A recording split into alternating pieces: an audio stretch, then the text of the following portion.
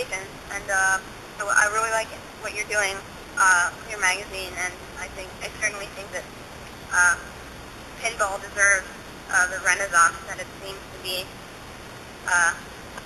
in this receiving right now. So I don't know, maybe you're partially responsible.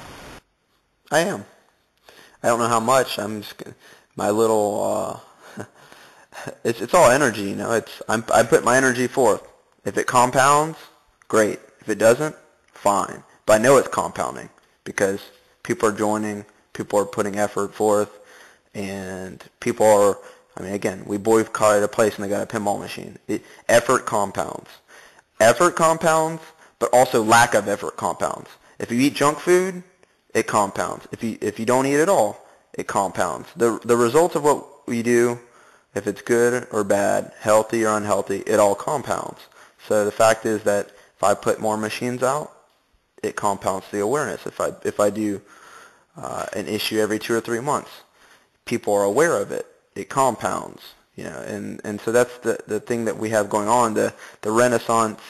I mean, I have a little conversation with a friend of mine who owns a bookstore in Jacksonville, and he says the Renaissance never really happened because it was only afforded by the rich.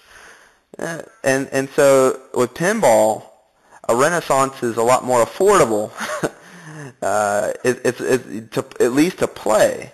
You know, you can get to most people can get to a pinball machine that are in a metropolis, and so but owning one, it's a different story. Owning one, putting one out, that's a different story. But the Renaissance of playing it, we're scratching the surface here. You know, we're scratching the surface, and if it was dead, I wouldn't be doing. If it was dead, I probably wouldn't be doing a pinball zine and a YouTube channel and a Facebook, and I'm working on some T-shirts that I'm gonna print eventually, and but we have 3 pinball festivals in Florida. So there's obviously a big demand. Yeah, there's a demand, and it's interesting that the people in it. It brings people together. It's not partisan. Pinball is for the most part not partisan. Now people might be partisan about the game manufacturers. I like Stern.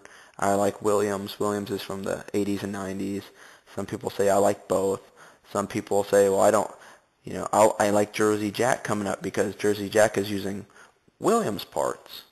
Williams parts that we all have in our Williams games already. And by him making Williams parts again, that means that there's going to be more extra parts in the market, which means the price goes down for us.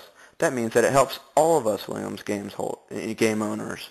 So it's a community, and it is, like many communities, we get that we're all in this together. None of us try to scam each other or, oh, you don't want that game. That's a crummy game. I'll give you $1,000 for it. No, we're all honest. We're like, good, I'm glad you got a deal. Let me know when you want to sell it to me for a deal.